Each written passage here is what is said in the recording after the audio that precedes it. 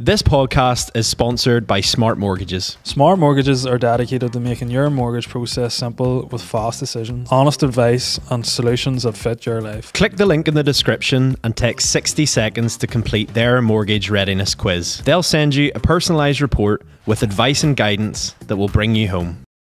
How's it going, people? Welcome back to another episode of the Here's the Crack podcast. Today we're joined by Caroline McKenna. How are you? Good, thank you so much for having me Second back. time on the podcast. I feel honoured. We've brought you back, new studio. This is a great spot. What was it you said? You felt like a proud mum? Yeah, I feel really honoured to be here, and I feel like I'm going to get sick of seeing this place for some reason. Yeah. The last time we chatted, I think it was August of 2023. I think a lot has obviously happened since then. One of the biggest things that we were chatting about on the last podcast we did with you was you were about to embark on Kilimanjaro, tackling Kilimanjaro, and you did it. Yeah. So you haven't really talked much about it though. Like what I know you've done a few like videos and stuff in your experience and you documented it, but what was the experience like? Well, when I came in here, I think I'd said to you guys about how my schedule was just so hectic and it was just such a crazy busy year, even trying to find the time to come and see you guys. So when I got to the check-in desk in Dublin Airport to go to Kilimanjaro, I just remember feeling this overwhelming sense of, I'm really not prepared for this, like mentally, physically. It just kind of came out of nowhere. And it was in that moment when my mum had dropped me off at the airport that I really felt like this might be a really terrible, dangerous mistake. But I was hosting this event and I was taking like 20 followers with me. So I had to really put on this like game face. Yeah. But inside I was going, shit, like this is really terrifying. Wow. It kind of hit me on the plane whenever we started to board the plane, and there was like proper hikers on that plane. Like they had all the gear. They looked like they'd been hiking all their lives. And then there was me who'd like climbed the sleeve Donard a couple of times. Yeah. Like ready to go on the plane. Were they just going to jump off the plane? They pretty much had everything ready to go. They had their boots on. I was like, going, God, like this is crazy. They would take their bags off on the side. Just like ready. But there was one hiccup after another, and you're meant to go a couple of days prior to like acclimatize. So that the altitude sickness isn't that bad. So that was the plan, and our flight got delayed in Abu Dhabi, and long story short, we ended up in Abu Dhabi like for a day and a half, which meant that when we got off the flight in Kilimanjaro, which is what you're not recommended to do, we literally had to start climbing. So there was no acclimatizing, there was no rest. I hadn't slept in nearly 3 days from getting to Dublin Airport, and it was a hairy 16 hours hike to start with. So yeah, it's a mad experience. I don't even know where to start. Yeah. What did you do much training for beforehand, like over here? I'd planned to, but with everything that was happening in my own schedule and business, I didn't really get a chance to. I think I have a really impulsive personality where I say yes to things without thinking about the consequences. And I'd only just come back from Wim Hof, and then I was like a couple of weeks later starting this training for Kilimanjaro, and then I had other things coming up. So I kind of looked at it going like, what am I doing here? People train for this for years, you know, and it's like a lifelong dream. And I'd kind of just put it on Instagram and then dealt with the consequences. But the training I really did was going to the gym and looking like Bane from Batman, where I got this sports mask. This guy, Patrick McKeown's a breathing expert, and he told me to train your lungs. So he'd said to me that Bear Grylls, when he was like training for Everest, he actually swam lengths to the pool and just held his breath, and that was his training more than hiking. So it's all about like strengthening your lungs. So I was kind of walking around my hometown and the local gym with this mask on, and people were looking at me like, has she got really bad COVID? Like, what is that on her face? So it kind of like restricted the oxygen, so you're running but it literally feels like you can only breathe a small little bit, and it strengthens your lungs. It was really hard, like, but it was all I could do, and then I just kind of focused on mindset and sleep. That was it. I remember at the time you were doing it, and because it was just fresh after your last episode with us had aired, or even whenever at the time we recorded. And then after you left, I remember we were chatting to you after obviously the cameras and all turned off, and we were asking you about, you know, a few things, and you were saying how you had a lot on your plate and stuff. And then there was like a ton of stuff that you almost did straight after the episode with us. Yeah. did you feel like you were just kind of like you had no real time to think about it? You knew it was on, obviously you knew it was on your radar because you had the mask and all and you were training somewhat for it, but did it almost feel at the check-in desk once you had like nothing much else to think about other than, right, I need to go climb this mountain now? It was quite terrifying. And I mean, my parents were excited for me, but like very worried. My dad's a very experienced hiker, and he kept saying to me every evening, you know, we need to get out in those mountains more, and we need to do this and we need that.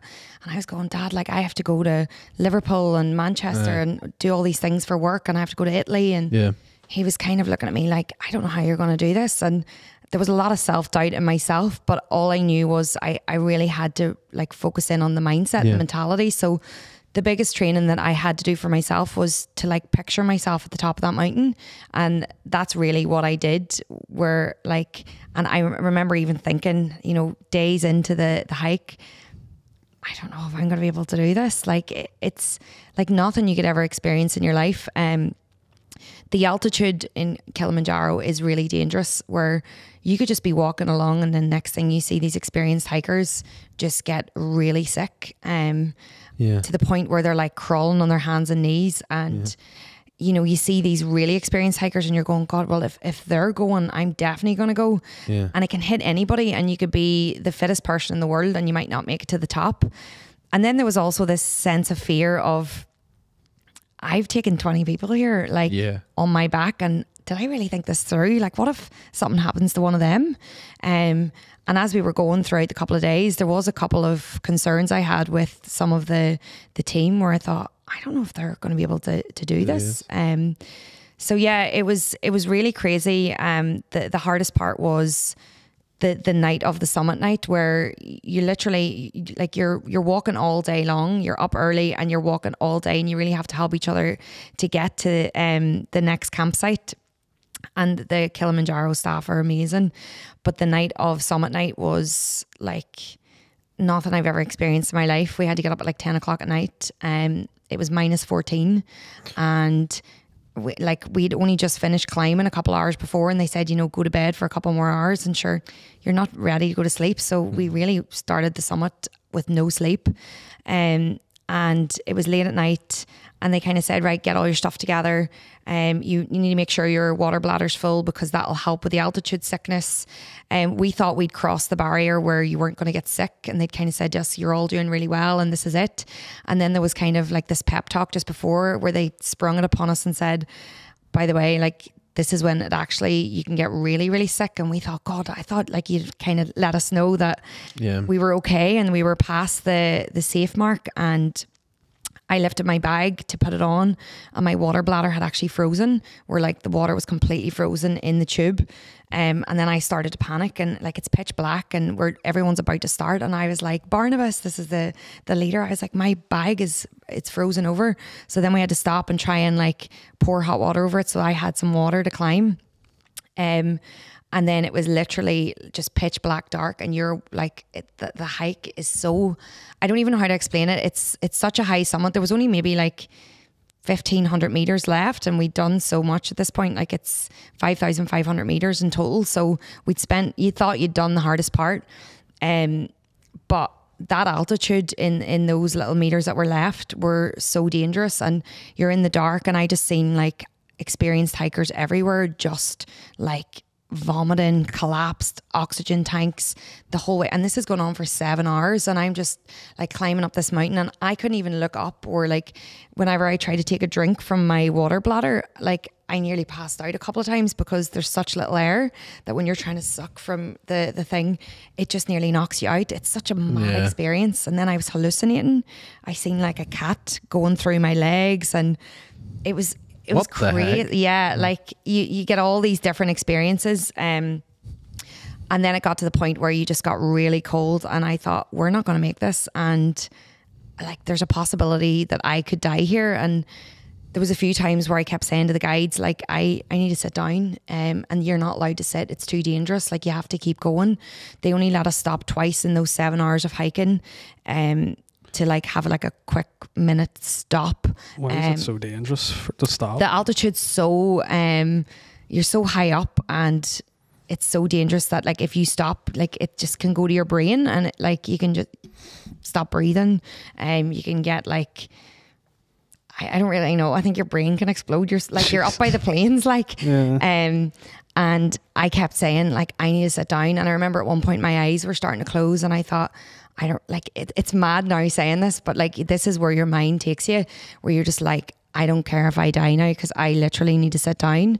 And they said that that's when your body's starting to shut down.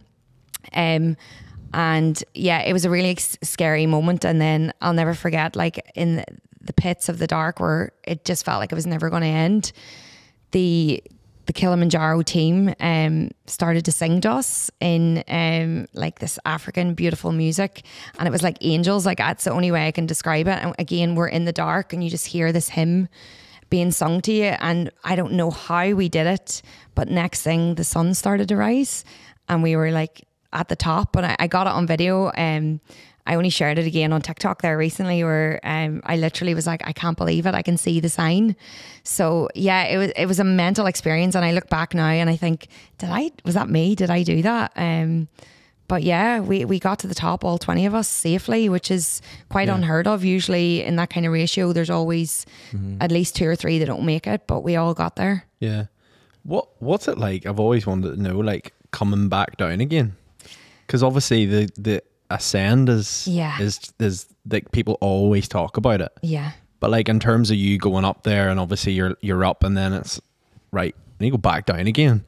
What's that like? Because do you have to do it quite slowly as well? That you can't just go for it? Well, you only get 10 minutes at the top. So you literally have 10 minutes to get your photo, and then they say, right, you need to get down now. It's too dangerous.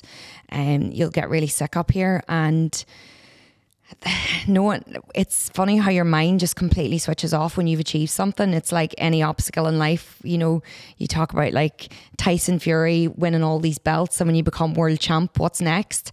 When we stood at the top of that mountain, that was the goal. And when we reached it, it was kind of like, oh God, right now we have to get back down. It took 2 days to get back down, and that was the most challenging part, because at that stage we'd got the picture.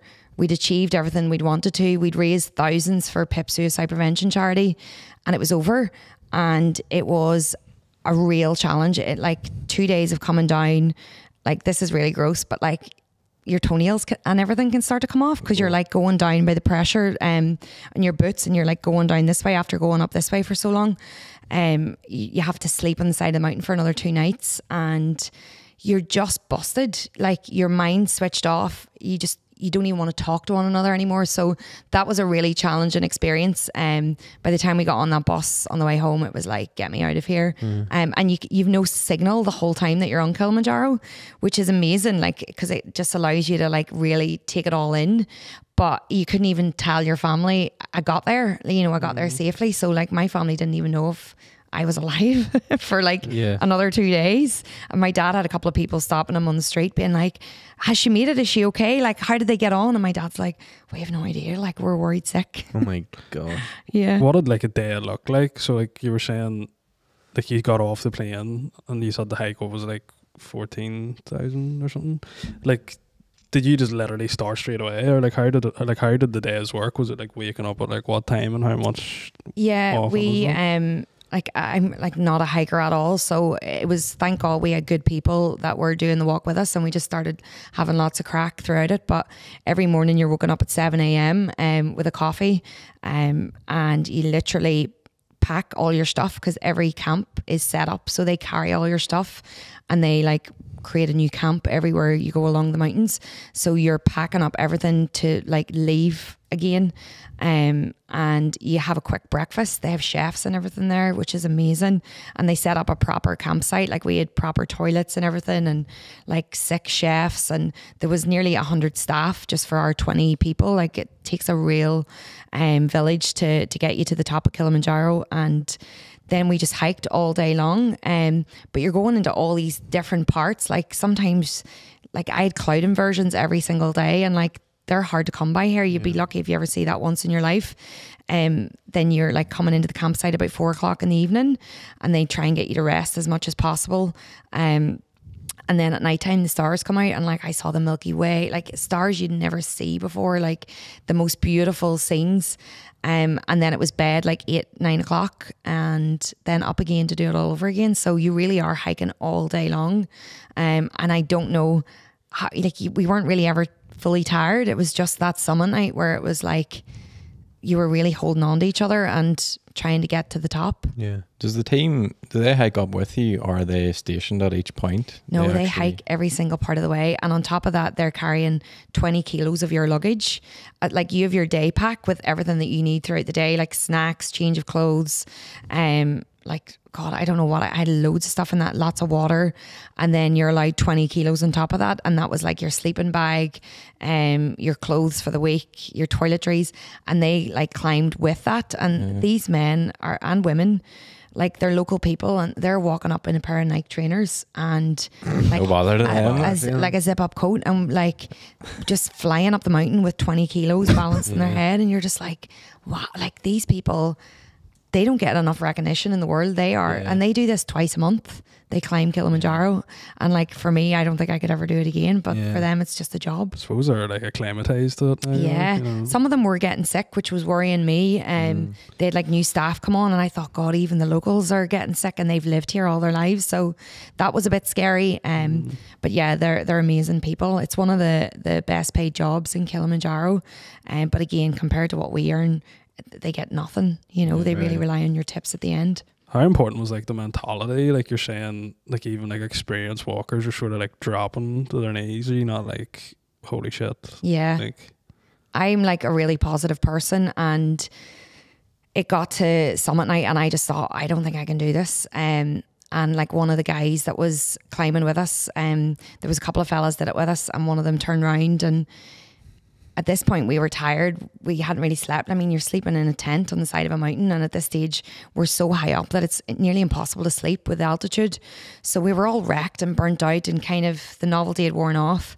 And one of the lads that was with us kind of just turned around and he was like, remember why we're doing this? Think of all the people we've lost to suicide. And I think that was the last driving force that got us to the top. But you really did need that positive mentality. And there was times during the day where, you know, you might be with one person in your group and they might go in this big deep thing of something negative, and then you think, geez, I can't listen to it. Like, I'm gonna have to go to someone that's gonna give me a bit of a laugh to keep me going. But mentality was everything. You know, it wasn't fitness levels, because there was some of the fittest people didn't make it, you know, so it was all about staying focused and putting one foot in front of the other. Did you find it hard? Because you obviously be quite a positive person, and you've talked these 20 people.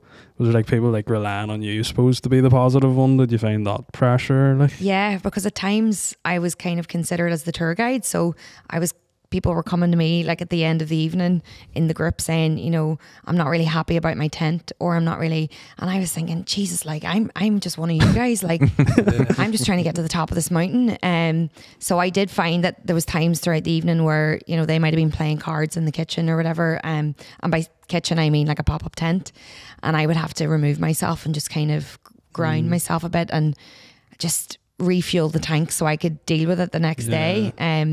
So yeah, and then we also had like a lot planned afterwards. We were doing the safari and then going to Zanzibar. So it's really good if anyone is considering doing Kilimanjaro to have something to look forward to afterwards. And I'm really glad I did that, because with my schedule, I was like, I'm literally climbing Kilimanjaro and flying back home. And someone said to me, no, you need to do the safari and you need to go to Zanzibar. So thank God we had that, because that was kind of like, just get to the end of this and then you can relax by the beach. So that really helped. Yeah. Was there any sort of points during it where people were getting a bit peeved with each other and like near blows or anything? There was, Say nothing. I'll never forget. I know there was one girl in particular. I'll not name names, but I'd known her for quite a long time, and she just happened to come on the trip. But the altitude had got to her on summit night, and she started like kind of attacking the guides, where she kept trying to sit down whenever we were trying to go for the summit, and it's too dangerous. Like and they said before we left, you're not to sit down until we get to the point where you can sit down. And like we can't even talk to one another. Like you have no breath left. And she the guides tried to take her bag off her to try and like even just relieve her of some of the weight. She was starting to freak out a bit. And then she just kind of started to attack them and like calling them every name under the sun. And these people are the kindest people in the world. And I didn't even have any breath to be like, what are you at? Like leave them alone. So you're just kind of like spaced out of it. I don't even know how to explain it. It was crazy.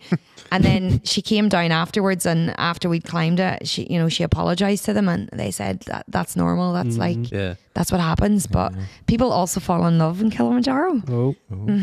So I didn't know this, but yeah, the guide, Barnabas, had said, crazy things happen up here, like where people can just be camping along together and fall in love. And 2 couples happened throughout. Really? Oh. Yeah. So there was 4 people became 2 couples. Yeah. There you go. Yeah. I'll not say anymore. If you ever want to go on a date, There you go. up to Yeah, that's the way to go. Kilimanjaro. I mean, Things are bad. Yeah. They see you at your worst, like you're pretty much shitting on the side of a mountain. So if they deserve you at your best. I was gonna say though, like the likes of your girl freaking out, you can understand that, because like I would say she probably has no idea. Like if you're seeing a cat between your legs, there ain't no cats up Kilimanjaro. Like you're probably going, she's probably freaking out. Yeah. And then if you can't breathe as well, like I know that would probably be me. I'd be ready to thump someone if I couldn't breathe.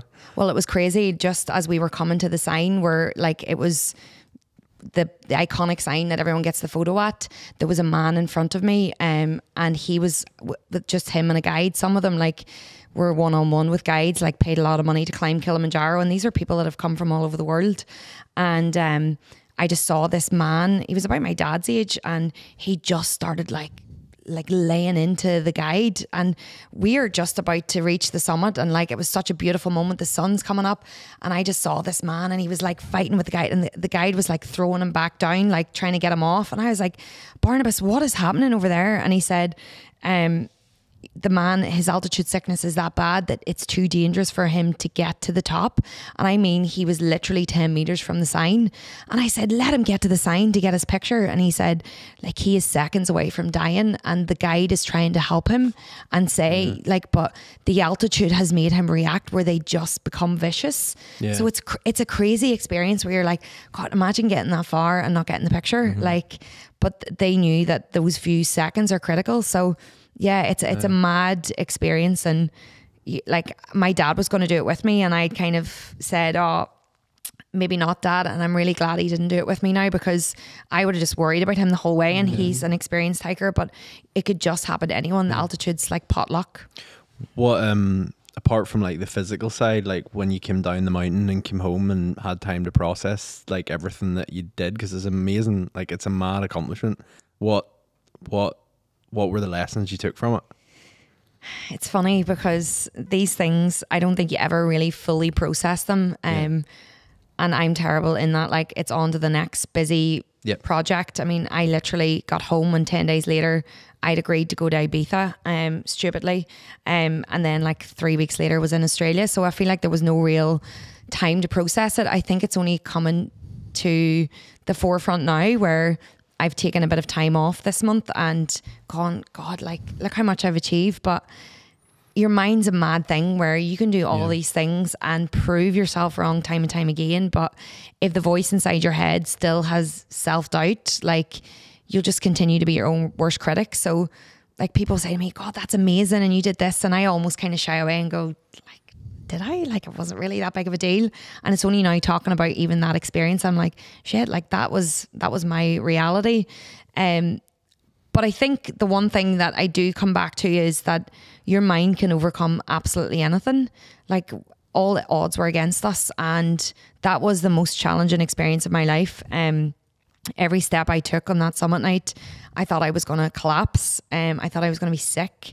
There's also 19 other people under my brand name that I am like worrying are going to survive this. And what will that look like on the other end? And I just think the biggest thing is your mind can be your best friend, but you're also your worst enemy. So it's up to you how you deal with that. And also the people in your life that you surround yourself with are so important. If I had had even just one different person in that group, I don't know if we would have made it to the top. So I think that it's made me realize coming home, like moving forward in my life, like who I want to surround myself with and how I talk to myself on a day-to-day basis. And when I start to get overwhelmed about business and, you know, what if this doesn't work out? I just think of Kilimanjaro, just one step in front of the other. Like that's all you can do in life.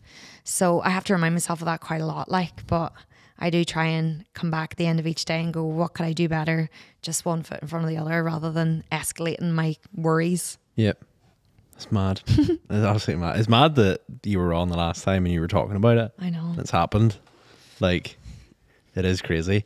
I think another thing that you did since we last chatted, apart from obviously County Down Under, you launched a business. Yeah. Nurturing Minds. Yeah. Where did that come from? What was all... because that kind of came out of the blue too. Yeah. I don't think you actually told us about that. I don't think it was even in my mind. Right? Yeah. I mean, I've always had this idea in Australia that I would love to come home and open my own educational centre. I just didn't think it would all happen at once, but this unit became available. I went to see it, and as soon as I saw it, you know, when you get a feeling like you go into a new house or a wedding venue and you think this is the place that I want things to happen in. So it just came really quickly, and it launched in January. It's a primary and secondary education centre, but also mental health facility for children. So I work alongside PIP, Suicide Prevention Charity, to educate children on their mental health. Because I found in the classroom, it was very frustrating trying to work with the education system when I was teaching kids about JFK being assassinated, but there was children in front of me that were having suicidal thoughts or had, you know, body dysmorphia, anorexia, all of these things. And I'm trying to teach them about JFK and American history when, like, I need to teach that child how to look after their mindset. Like, how am I going to get them to write the answer to this essay when their head's not even clear? So that's at the forefront of my business, is just starting every single lesson with, you know, how are you today? How are you feeling? Here's some breathing techniques. How did you sleep last night? How much time you spend on your phone? Educating the parents as well about, you know, just because you put your phone, the children's phone, down on a charging station at night, don't think that the child, just because they've gone to bed, they're not getting up in the middle of the night and grabbing that phone and scrolling on TikTok all night. Because I was seeing it in the classroom all the time, but I was limited to what I could do with 30 kids in front of me. So I wanted to be able to help as many kids as I could. Another reason why I opened it was because for the past year, I have been working, I've gone from being a full-time teacher to being a full-time, I don't like the word influencer, but a social media content creator. And it's a very isolating life. You're trying to inspire people from behind a screen, but you're sitting in your parents' house in your wee office up the stairs and not making contact with anybody day to day. So I felt like I kind of lost my spark and purpose. So truthfully, I could have just continued staying on social media because it's an easier life. You sleep better and the money's better, but I wanted to do something worthwhile, and this is something I want to give back to the community. So it's been 6 months now, and it's been horrendously hard starting your own company, physical company rather than an online company. But, you know, just having children jumping like as soon as they walk through the door and happy to be there and talking about their feelings and their emotions just makes all the stress worthwhile. How do you do that and amongst all the other stuff you're doing? Like, is it proper, is it like an after school thing, or like, so is it set hours that you do, or do you have anybody else working with you on it? I have 3 staff members now. At the beginning, it was just me. But I was just literally getting up early in the morning, doing all the social media stuff, and then going after school from 3 to 8 p.m. and working in the centre, and then flying most weekends for work. So there was a lot of tears in behind all of that. And, you know, I was trying to manage my social life. I did have a relationship at that time for a very short stint. May have come from Kilimanjaro, I'm not telling you. But everything. What was it, Barnabas? Not Barnabas. Love him though. I think he'd like me to be his wife though. So there you go. But Barnabas, there's still an opportunity here. But no, I was just trying to balance it all, and everything just fell apart. Like my own life, my own mental health, because I was balancing too many plates. So, I mean, even just getting up here to talk to you guys today, it would not have happened this time last year. So I'm trying to learn to like slow down, because you're no good to anybody. And how can you teach mental health if you're not looking after your own? So I'm learning the hard way. How does the Nurturing Minds work then? Like, so does the groups of kids come, or is it like individual one-on-one stuff? Or? We don't do one-on-one because for the simple matter of children that do tuition one-on-one, I found from my own experience, felt like there was something wrong with them, that they had to go to a tutor. So we try and make it more of like a social setting. There'll only be 3 or 4 kids in a group. So it's a bit like, you know, that kind of group that would be taken out of class for an extra bit of support for reading or maths. So we do it like that, and we start each lesson with 15 minutes worth of mental health activities, and then they either get tutored in maths or English, and that's right through to 18 years old. Very good. Like selecting the children, how does that sort of work? Will the schools just maybe come to you with certain students that they think that should be in with you? I would love if they did. It's actually just the parents. Yeah, and so you're very reliant on them actually watching their kids and how they're getting on. It's crazy because all of the kids that have come through to us, 9 times out of 10, the biggest issue that they have is post-pandemic. Like they just are struggling to socialise again. They're struggling with self-belief because a lot of these kids have lost 2 years of their education. So it's actually just trying to get them to socialise again and find confidence in their ability, and to know that making a mistake is okay and it's not like the worst thing in the world if you do. So yeah, that's been our biggest obstacle, is trying to give them the self-belief. And I've also noticed that children nowadays, their memory retention is horrendous. Like 8 seconds is all kids can remember. So whenever we're trying to do the spellings with them, they have 10 spellings each week. They might be able to spell the words for me, and then like I'll ask the spellings 30 seconds later and they can't remember them. And this is all to do with TikTok and the scrolling and the reels. It's like a slot machine. So my centre is technology free, because I've noticed, even from my own experience of teaching in Sydney, all of my students had Mac laptops. We taught from an Apple screen. All of their books were online. There was nothing physical anymore. Most of them couldn't hold a pencil. Their writing was terrible. They didn't know how to structure an essay, introduction, middle, or conclusion. So I've just stripped it back to like how we were taught, because, you know, plenty of doctors and lawyers were graduated with the old education system. So why are we trying to change it? So I've gone back to the old way of doing things, and the kids are coming out more focused, and their parents are saying like, we can't believe the difference in our child. You know, we feel like we've got our child back. We'd kind of lost them a little bit because they'd just come home in the evening and scroll. It's so funny that, like, even what you were saying there a couple of minutes ago, where, you know, it's all about, you know, teaching kids the tools to like manage their mental health and stuff. It's because we're like I would say the podcast before this, or maybe two ones ago, we were talking to Marina from Aware, and she said exactly the same things that we were asking her. You know, why are schools focusing on this, you know, teaching kids all this stuff whenever there's this whole plethora of stuff that they need to be focusing on? And it's such a, like, I'm so shocked that like more schools haven't picked up on it than that have. So I think it's really valuable. Like, and like, do you notice, like you were saying, like, our parents like noticing the, like, taking on the feedback as well that you're giving? They just even notice for themselves, like their own mental health was being impacted because they were taking out their anger on their kids, because they were kind of like, you know, why won't you remember this? Why can't you get these spellings right? And I mean, parents are doing their best, teachers are doing their best, but they're exhausted. There's only so much that they can do from their end. The NHS is exhausted. There's not enough support in all these fields. So what I've tried to do is create this area where they can come to, and create it that, you know, the price even for the kids is affordable for all parents. You know, we're undercutting the price of any tutoring in the community, in the area, in Northern Ireland, because I'm trying to, this isn't about making money. This is, we're in a crisis here, and like, we need to help these kids. You know, right now in my life, I really couldn't take on much more, but this is important. This is our future. This is our kids, our grandkids.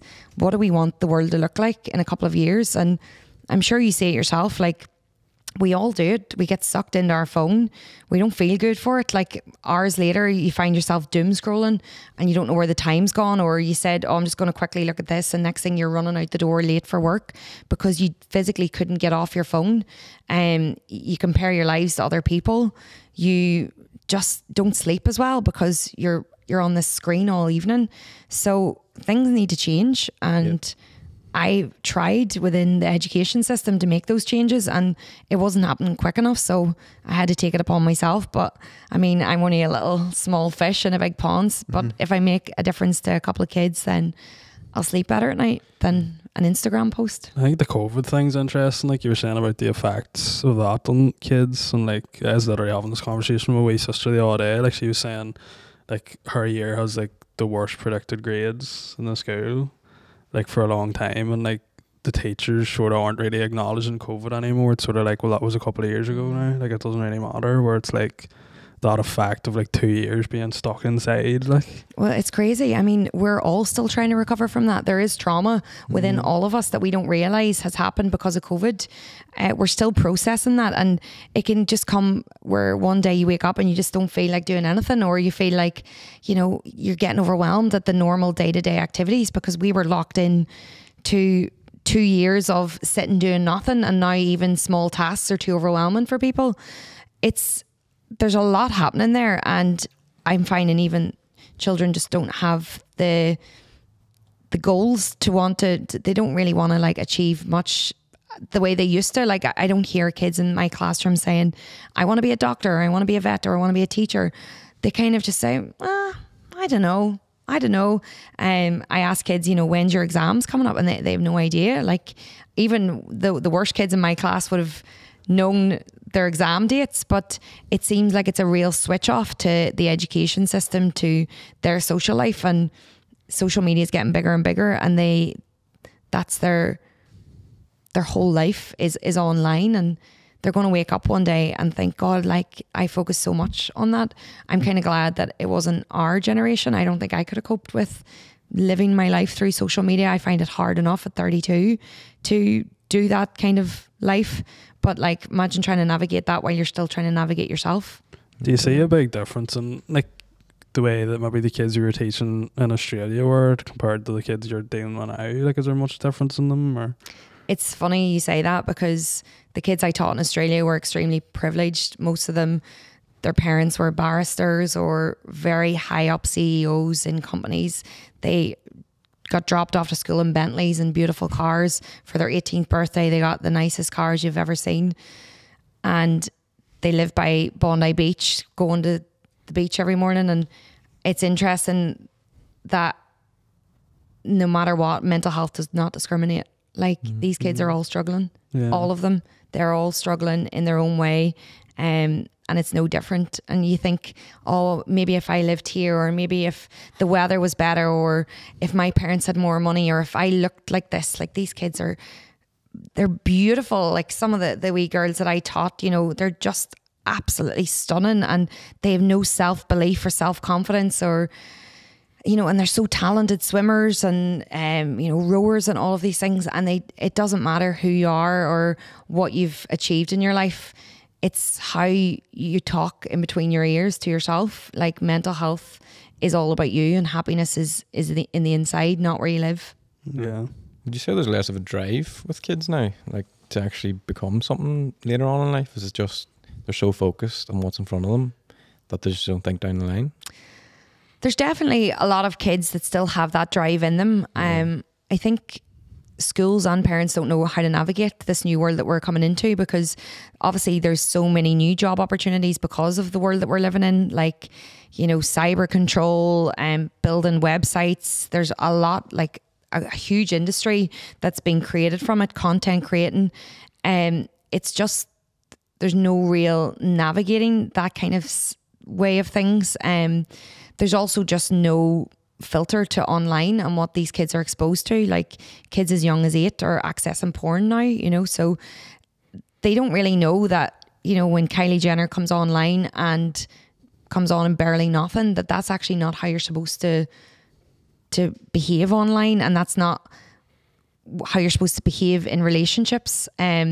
So young people are getting themselves into trouble and totally steering off their career path because of what they see online and what they think they should be doing. They have no time to think. There's no downtime on what would I actually like to be growing up, what would I aspire to be, because of the noise online and what they're seeing and what they think is normal life. Yeah. Is there a difference in what children do want to do now in terms of careers from what you taught previously in Australia? Do they want to be like content creators and stuff now, or? Yeah, I have a lot of students that just want their own YouTube channel. There is definitely a lot that want their own business, which is fantastic. I haven't heard in a very long time a child say to me, I want to be a teacher or I want to be a doctor. And I don't blame them either, because if their parents are doctors or they're seeing me coming in, you know, exhausted as a teacher, would you want that for yourself? You know, like, it starts with us as well. And like, also the government, you know, how they treat their stat, like all of these people, like all the doctors, all the nurses. If we're not well looked after, what do you expect the future generations to look like? Would you want to be a nurse moving forward whenever they've gone through so much over the last few years and got no thanks for it? So it's messy. Yeah. I'd say if you ask most nurses, or like my fiance works in the NHS, if you asked her at the moment, I think she'd tell you, Yeah. definitely not. Like, Yeah. Yeah.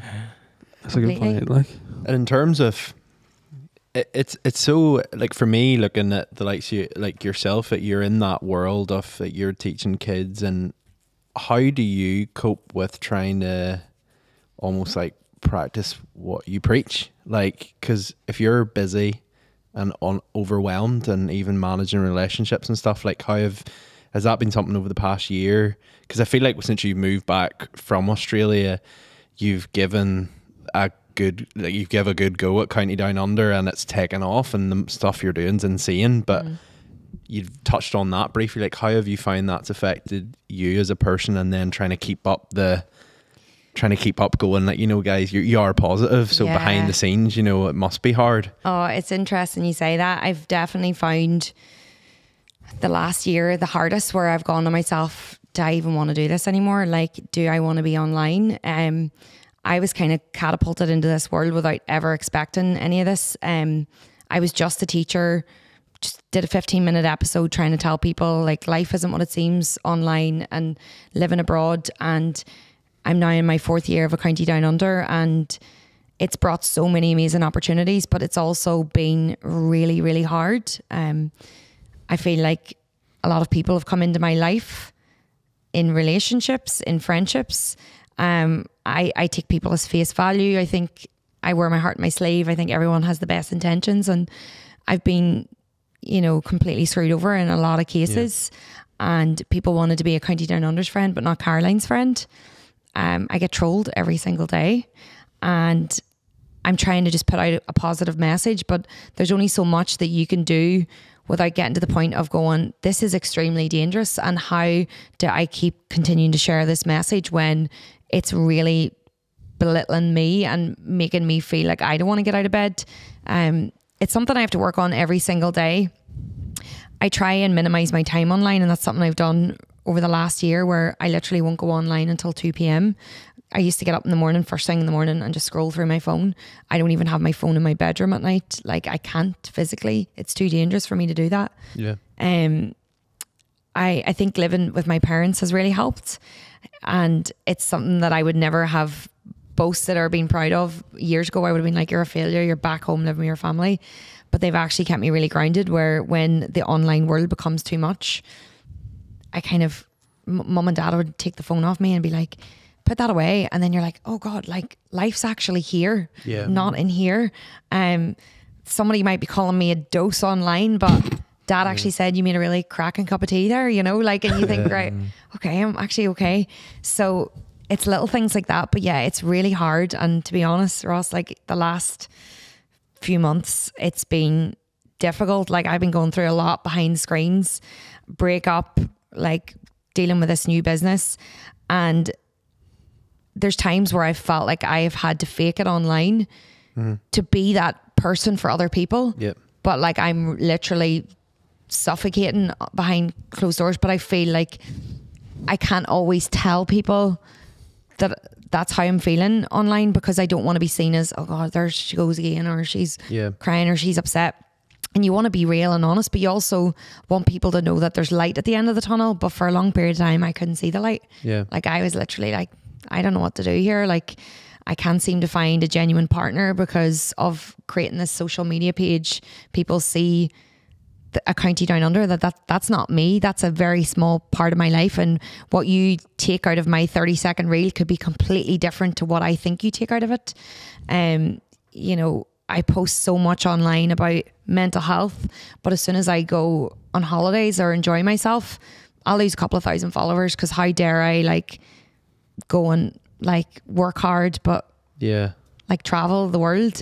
So it's really difficult. I don't really have an answer for it. And some nights I wake up in the middle of the night and just get this fear. Like I don't drink anymore, but I get this like, you know, like as if, what did I do the night before? Like it's like a hangover fear that I thought had gone. And it's like, holy shit, my whole life's online. Like this is really scary. There's a few times where I've woken up and thought I heard someone downstairs, because I'm like, shit, have I shared too much of what my front window looks like, or like where I live? Or it's crazy. It's a crazy world. Do you ever wish you were still teaching in Australia and hadn't started any of it? Yeah. There's sometimes I wish we never started this, and like, you know what I mean? I think we've all went through that. Like, you know, we had a conversation, I would say, 6 months ago. I think we'll have 1 hour. Probably, we have a 6 monthly check-in. But like, there's times where, and I would actually argue that it's piss easy for us, because there's the three of us now, 4. But like, it's easy because like we very rarely look at comments now. We don't, and then I feel like it's very easy for us as well, because we've stopped the solo episodes, so we share very little of our personal lives now. It's all about talking to likes of yourself, and even like, you know, we're releasing podcasts now and we're all happy with what we're doing. But there still is that time where, like, I remember a couple of months ago, like I was like, I'm done with this. And then he rung me and went, I'm a bit sick of this, mate. And I was like, oh my God, thank you. I'm feeling the same way. Like, and I think that's fine. I think it's different. Like when the stuff you're saying makes me a bit sad. Like I think like the personal side of it, like, and like I get what you're saying. Like even there's times, like I remember when we first started the podcast, like my flock got broken into where we used to film the podcast, and I remember thinking, like, if we like shown something on TikTok, if someone's seen it, and like, but even like the relationship thing's interesting. Like, is that difficult? Like meeting people, like, is it? Yeah, I don't mean really it like difficult? I just mean in terms of like what you do. Are people proper? Like, oh, well, like some people just think you're a dose of shit, like, you know, or you know, I was in Manchester at the weekend, and my friend, she didn't even mean it. We were out in a bar, and the fella was saying, you know, what are you here for? And she said, oh, we're here for business. She's a TikToker. And I went, Alana, you've known me for years. What? And she goes, I didn't know what to say. And I was like, and then he kind of went, oh, she's a TikToker. And I thought, oh my God, I'm more than a TikToker. But no, truthfully, like, it's really hard. And I'm sure you find it where you can do a podcast and you think it's gone really well. And it could be someone like a family member or a cousin or a friend down the road that says, I didn't like what you did in that episode, and that can hit you 10 times harder than a troll online. And then you think, God, does everyone in my town think I'm a total loser? And it can be completely in your head as well. But there's times where I do think, does everyone just hate me? Yeah. Truthfully. Yeah. I do feel like that. But yeah, no, it's hard. And I panic and think, have I really ruined my opportunity of meeting a genuine person? Because yeah, like, I was totally screwed over a couple of months ago, where I genuinely thought I'd met the love of my life, and he was dating a County Down Under and not me, you know. So is that what it is? The people sort of get the impression that they are getting with. Well, I do. Yeah. Again, I was trying to. What are you trying to say? They just see the Instagram page and be like, "Oh, my girlfriend's famous. Like, this is who she is." But then once they get to know you, is it? Yeah, I'm different or no, it's more up Kilimanjaro. it's kind of the perks that come with it, where they're like, oh, it's cool to be like, we get to go here with her, or we get this freebie, or I can travel with her. And then they didn't really ever get the chance to get to know me. It was more like, oh, right.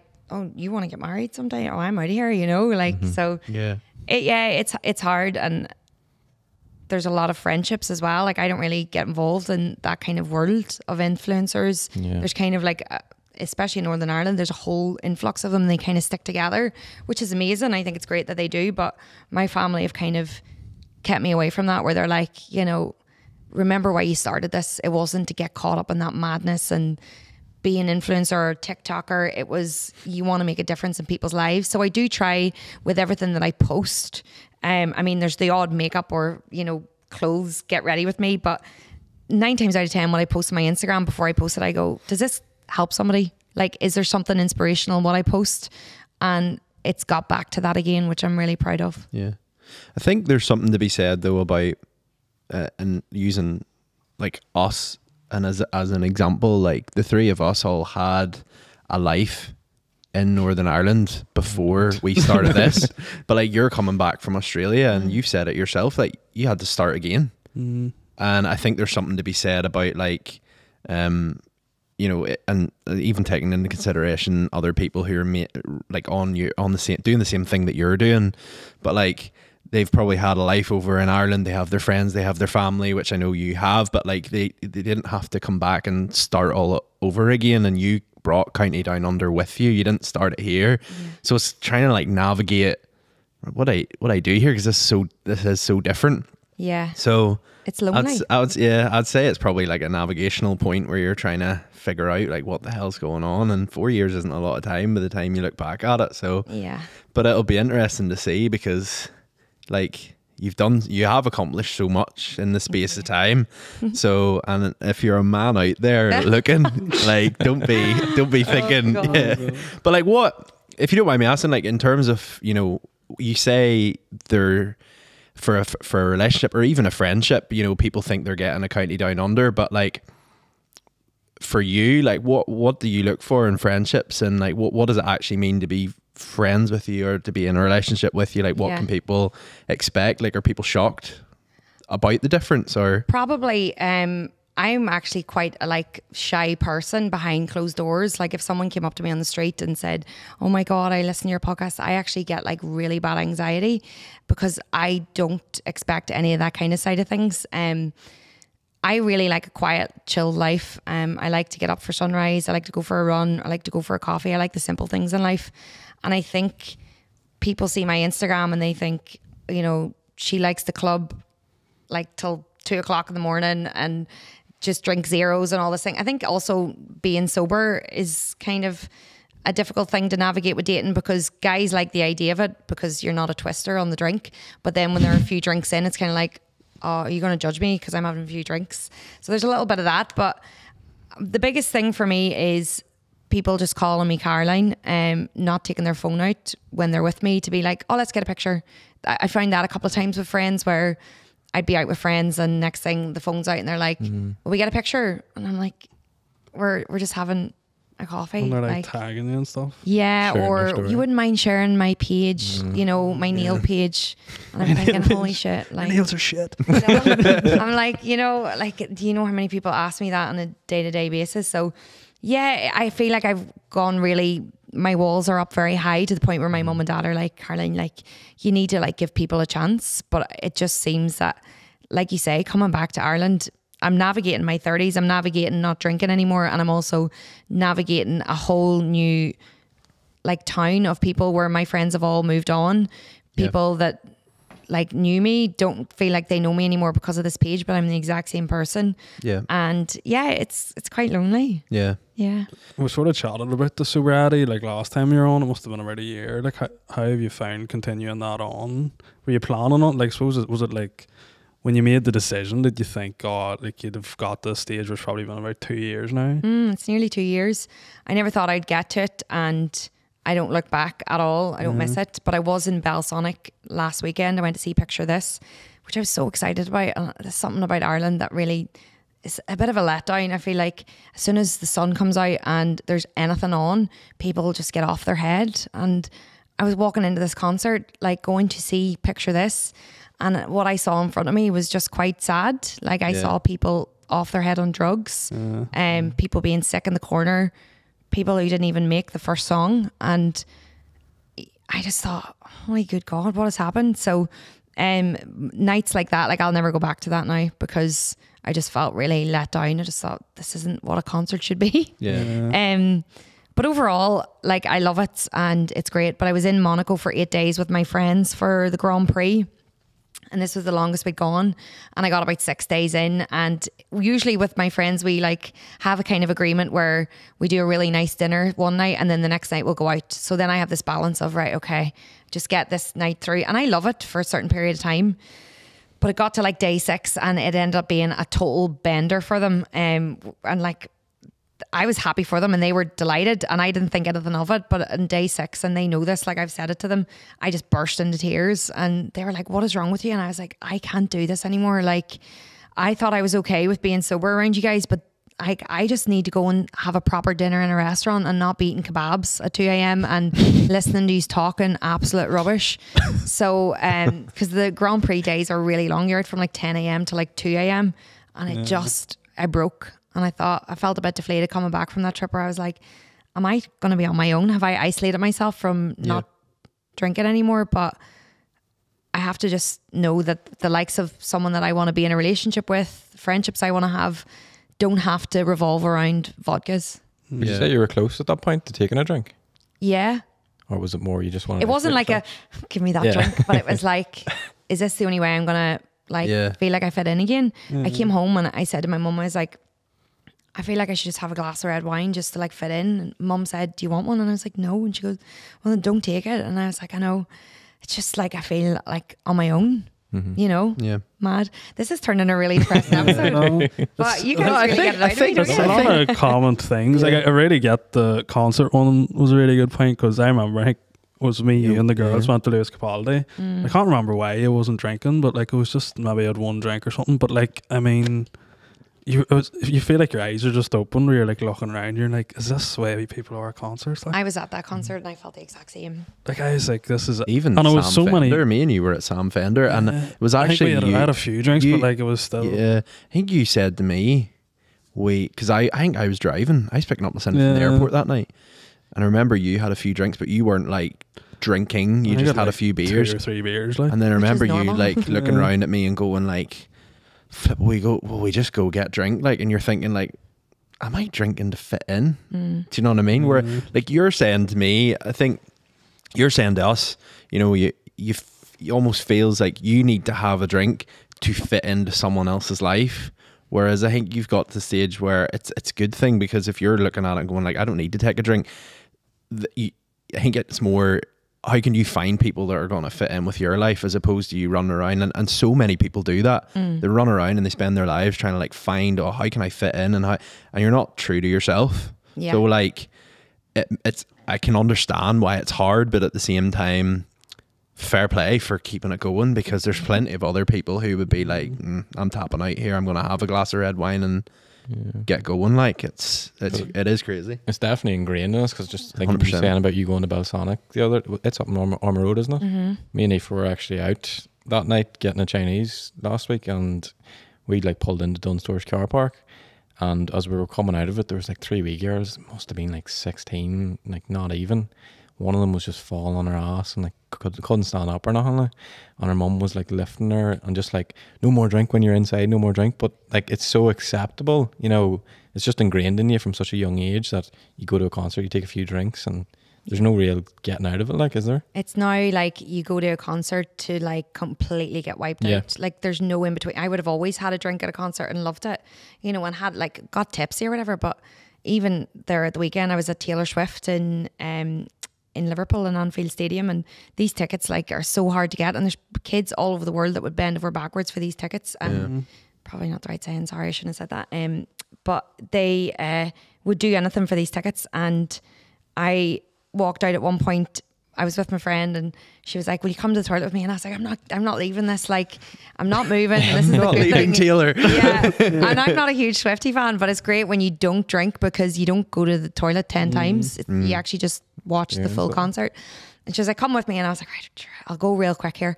And and we walked out, and I saw like a group, like different groups of girls, like my age, that halfway through the concert, at the concert that they've probably paid thousands to go to. Yeah, tickets for serious money. Serious money. I mean, I was lucky. I got mine at face value at £140, like, but people paid like up to 5 to 10 grand for these tickets. And these girls were sitting in different groups having like drunk conversations outside of the stadium, like, but like where the bar and chip vans were, and the concert's right beside them, and they're like in these deep, meaningful drunk talks. And I was just looking at them like, you idiots, like, you know, like there's kids out in the street in Anfield, like proper locals who couldn't afford the tickets because of this madness that was created with it, and their kids are dressed up watching and listening from the road, you know, who would love your ticket and you're too drunk to watch it, you know. So those things annoy me. Like, I don't care if people have a drink and, you know, get a bit loose. I love that, like, but it's just like, why do you have to get to that stage? I would actually say we done Vegas 4 days, and I would argue, that's what I was saying to Lucinda, when I look back at it now, there was no time that we were all, I don't think there was any time that any of us were like proper steaming. No, even like we went to Martin Garrix and like Omnia, and like we had a few beers. afford to get steaming. I know. Drinking $60 for 3 Bud Lights. There's You're like, not one night I can't remember, and like even like I went to Harry Styles. I took my wee sister and fiance went, and like I drove. I was like one of the best concerts I've been to. It was class. Yeah, so like that's just all stop drinking. See how long that lasts for us, right? And then in terms of like your other stuff, so obviously you've got a County Down Under, you've got the sort of, I think a lot of people don't understand like what all you do from that. It's not just social media page. Like you help a lot of people go into Australia. Like what's all that been like? Because you're going back to Australia at the time of recording this. Yeah, you're going back next month. Yeah, back next month for 2 weeks. So I just help teachers who are in similar positions to what I was 10 years ago to get to Australia, because the registration process is really hard. And it's something I've been doing for the last 4 years. And right now life has got really busy, but like it's something I'm very passionate about, because I believe that everyone should travel. And if they have a degree, to be able to travel with that like is even better, because you get good money and you're getting the experience, and you get to learn that over here we're kind of bred to live to work, whereas in Australia you work to live. So I feel like everyone should experience that once in their life. So yeah, I do that. And with the County Down Under stuff, like I work closely with PIP Suicide Prevention Charity. I hold retreats, mental health seminars. I go to schools and do mental health workshops when I can find the time. And yeah, just doing a little bit of everything when I can. What do you find at the minute? Because like we've had this discussion as well. It seems like a lot of people are going to Australia. Like how are you how do you find as like someone who's been there, done that, and also like helping people get there? Like, is the process hard? Is it becoming like, because I know a girl who's moved to Australia and she's been there, I would say, a good 4 or 5 months, and she's only really getting like a proper settle down now. Like I remember having a phone call with her and she was like, this is tough. Like I've no permanent place to stay. Yeah. Like how are you finding, like, for people who are maybe thinking about flitting, like what? It's interesting you say that, because Irish people have always left, but now it's documented. It's a bit like what you see online with the war and stuff. Everything seems much more heightened because it's like you're right there with them. You're seeing this all online. With Australia, the problem is that all of these Irish people are going to the one place, and they're all going to Sydney, and they're all going to Coogee Beach, and they're trying to get accommodation in a very small part of Australia. And this is what we try and teach people and educate them on in our seminars, is like Australia. I mean, you can fit Europe into Australia. It's massive. I'm really sure. Yeah, it's absolutely massive, but they're going to this same area and they want to live with their friends, and they want a job that's 5 minutes from Bondi Beach, and they want everything at their doorstep, but that's not how it works. And if anyone ever listened to my podcast, I mean, that was my whole slogan was the highs and lows of living abroad. It's not easy. It took me 3 years to settle in Australia. And people go on TikTok and say, you know, this is not what it seems like, and I can't get work. And I'm like, well, neither could I. If you listen to my podcast, I actually didn't get work for like 4 months. I went into admin roles. I never got my dream job straight away. I didn't get a teaching job for nearly 6 months. Like, it's not easy. It's like starting all over again anywhere in the world. It takes a long period of time. But for those that are wanting to go out, I always say to them, you know, get in contact with us and like let us tell you where the work is. For example, Melbourne and Victoria, that's a really good area to be in right now. Sydney, Bondi, I tell people to like avoid at all costs. Perth, if you're wanting to be a teacher with a temporary visa, it's very hard to get work in Perth. Yeah. But people just say, I'm going to Australia and I'm going to where my friends are. And then I get the abuse online of, you told me that there's loads of work in Australia. And I'm like, did you contact us to ask us where the work is? No, but it says it on your TikTok. And I'm like, you need to like read into exactly where you're going. So you need to follow these things up. But yeah, there's a huge influx at the minute. I think it's great that people are traveling. Yeah. It does feel like everybody has left, but there's also it's kind of like a cycle of life where the expats are coming home. You know, there's a lot of people that have moved home after living away for a long period of time. How do people from Australia find like the Irish coming over? They hate them. No. They love them because we're hard workers. Yeah. They absolutely love them. And, you know, it's called County Coogee over in Australia because it's like a 33rd county, like, you know. We are a good crack. Like, yeah, you know they what I love mean? us. We're good, You know, so ourselves. like we are. Yeah. Exactly. But I think my sort of opinion on it is a lot of them are going, like a lot of people are going over from here and they are going to the same place and they're probably hanging about with the same people that they hung about with here. Yeah. Like, I can't see past time. Like, why wouldn't they just do that here? That really frustrates me. And that's something I've always said to people. Like, I never did that. I went out on my own. And anytime I heard an Irish accent, as much as it was nice to hear it and it felt like home, I like went to the Aussie rules games. Like, I like got friendly with all the Aussie staff. Whereas my boyfriend at the time, he worked with an Irish boss, drank in an Irish pub. All his mates were from home. And you don't learn anything from that experience. So I always say to people, if you're going to go out, like, you're better off going on your own. Or if you're in a relationship, like, make sure to make your own friends out there. But yeah, I do see a lot of that happening. Yeah. And I think, what's the point? You could just go to the Holy Lands and wreck her, like. I suppose those people are sort of found out it's not the right thing to say, but like within a couple of months they're probably the ones like, ready for home, like. Yeah. It's a learning experience, I suppose. So what's next? Next for me, I'm going to Bali in a few weeks. Everest? New heights. Yeah. Well, I've got Bali in a few weeks hosting a mental health retreat, and then Australia. And then business is the main thing right now. Now that I actually have a physical company, it's very hard to just be as flexible. But I did send an email just 2 days ago about creating the possibility of an event to do base camp at Everest next year with a group of followers. Tommy going? You going? I don't think I'd come back. I haven't told my parents that yet, but I think this podcast will come out in a couple of weeks, so get it done before Mom that. doesn't know what a podcast is. So that's good. Good. But yeah, I might do that, or if not, I'd like to go back to Africa and like do something for the community because they need our help, especially in Kilimanjaro. So something. Don't know. You want to come? No, to be fair, I was tempted. Like, whenever you said, I remember the time you said about Kilimanjaro, and I was like, that would be cool. And now you're talking about it, I'm like, that would not have been cool. But yeah, I mean, we'll put it out there if anybody wants to go follow Caroline and see when the sign up sheet goes out. Be the first. We'll nominate Tommy.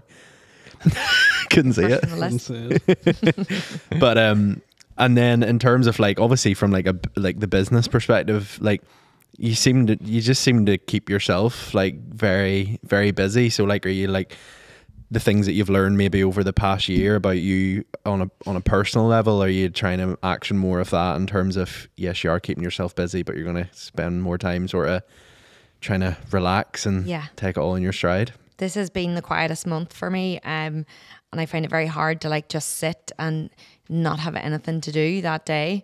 But I'm trying to learn to like sit in that rather than like let it take over and start looking at emails or creating content.